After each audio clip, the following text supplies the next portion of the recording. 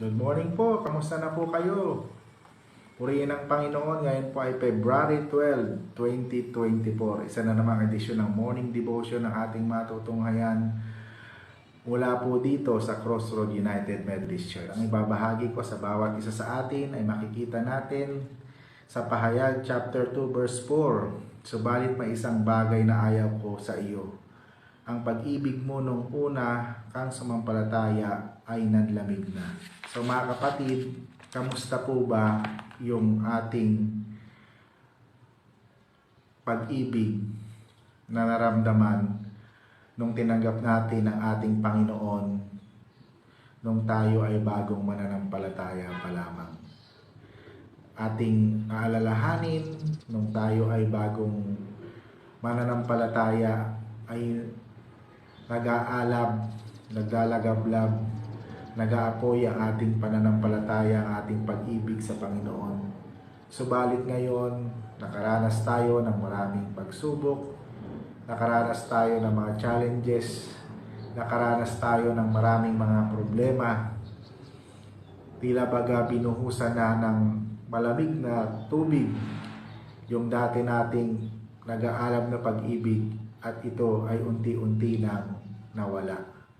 So ano po yung dapat natin gawin upang muling maibalik yung dating alab at sigla ng ating pag-ibig sa Panginoon, sa ating kapwa at higit sa lahat sa ating komunidad? Una, alalahanin mo ang dati mong kalagayan. So, kinakailangan ay muli nating alalahanin yung dati nating kalagayan noong tayo ay bagong mananampalataya pa lamang. Mapapansin natin doon na kung maari ay sa church na tayo titira, mainit na mainit tayo sa ating pananampalataya. Gusto natin na lagi tayo sa mga gawain. Maalab na maalab yung ating paglilingkod, yung ating pag-ibig sa ating Panginoon. Alalahanin natin yon at unti-unti natin itong ibalik upang ang pag-ibig na meron tayo noon ay muling mag-alab, muling sumigla at muling maranasan ang dati nating kalagayan. Pangalawa, pagsisihan mo talikuran ang iyong masasamang gawa. So marahil ang pumipigil sa atin ay ang panunumbalik natin sa dati nating buhay sa kasalanan. Bilang mga lingkod ng ating Panginoon, muli nating pagsisihan ang ating mga kasalanan at manumbalik tayo sa Diyos at makakaasa tayong muling mag-aalab ang pag-ibig na tinanggap natin buhat sa ating Panginoon. At yung pangatlo, gawin mong muli ang mga ginagawa mo nung una. Do what you did at first. Nung una, katulad ng nabanggit ko kanina, tayo ay maalam sa paglilingkod sa Panginoon. Tayo ay nag-aapo yung ating mga puso't damdamin. Damang-dama natin yung pagmamahal natin sa Panginoon. Ngayon ay gawin natin itong muli. Gawin natin yung ating tinatawag na spiritual discipline. Pagbabasa ng Bible, pagkakaroon ng oras sa panalangin, pagde-devotion, at makakaasa tayong muling mag-aalab yung pananampalataya, yung pag-ibig, yung ating first love, walang iba kundi ang ating Panginoon.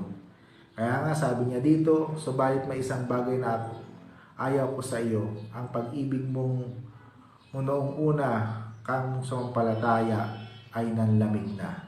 Nawa, patuloy tayong mag-init, patuloy tayong mag-alab, magpatuloy tayo sa paglilingkod sa Panginoon, at huwag nating hayaan yung pag-ibig na tinanggap natin sa Panginoon ay unti-unting malamig at mawala yung ating paglilingkod sa Kanya.